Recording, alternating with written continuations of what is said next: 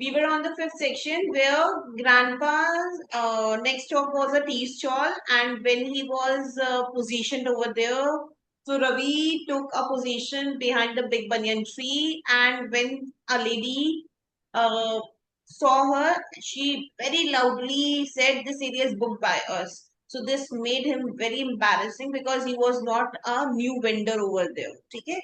And she said, "There's no room for the new vendors." But he was misjudged by her.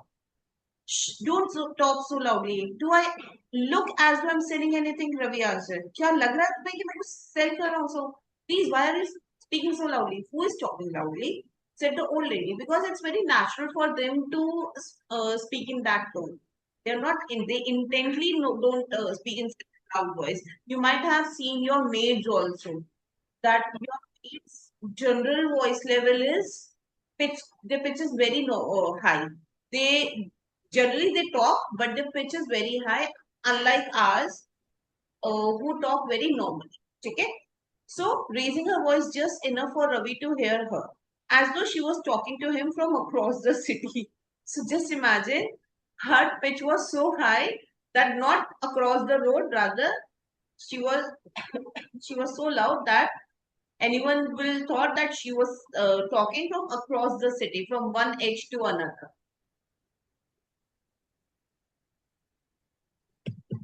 Who are you accusing of talking loudly? Accusing means blaming.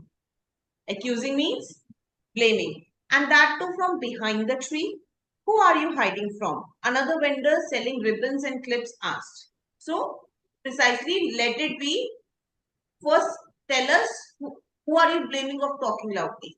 And that too from behind the tree. Who are you hiding from? He said, छुप रहे हो चोरी करके आए हो?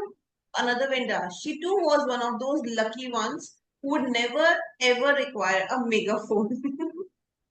So they are the lucky ones. So he's taunting indirectly that they are the ones who would never ever require any mic.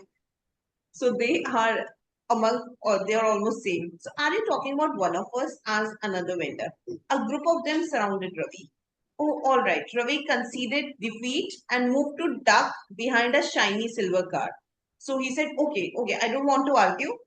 So he moved from that place to a shiny silver car, peering through the windows to keep an eye on his grandfather. So he was peeping through the window from one side to another. Grandpa took his time sipping a sugary cup of tea. He was forbidden sugar at home. So here he was enjoying his cup of tea with sugar, though he was not at all allowed to. Then ate two bananas, another banned item. So what he does usually when he comes out, he enjoys the forbidden items that are not allowed at home. Then tucked into an ice cream got from the cart. Third thing, mother would faint if she saw this. So first he had a sugary cup of tea. Second, he had two bananas, and then he enjoyed the ice cream. So all the three items were totally banned for him. Okay.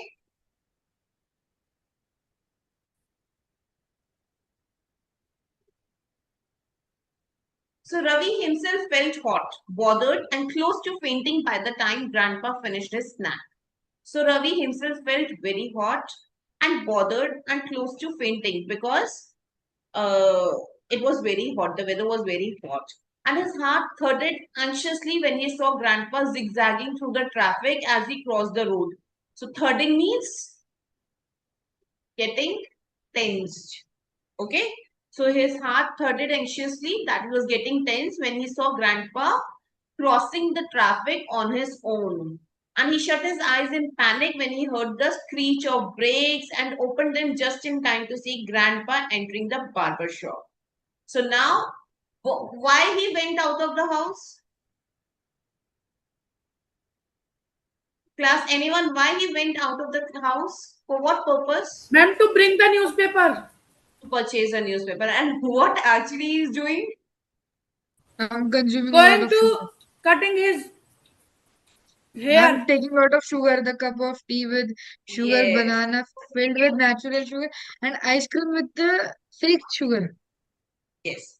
So he had first enjoyed savories. What we say? Savories. Okay? The things that we enjoy, especially made of sugar. So he enjoyed savories, and then he, instead of purchasing and going for the newspaper, then he crossed the traffic zone area and reached a barber shop. Now, Grandpa was as bald as a table tennis ball. So Ravi decided that a closer look was in order. He crossed the road, first looking dramatically left and then right, and then hurriedly ducked into the shop next to the barber shop. So, Grandpa was as bald as a table tennis ball. So,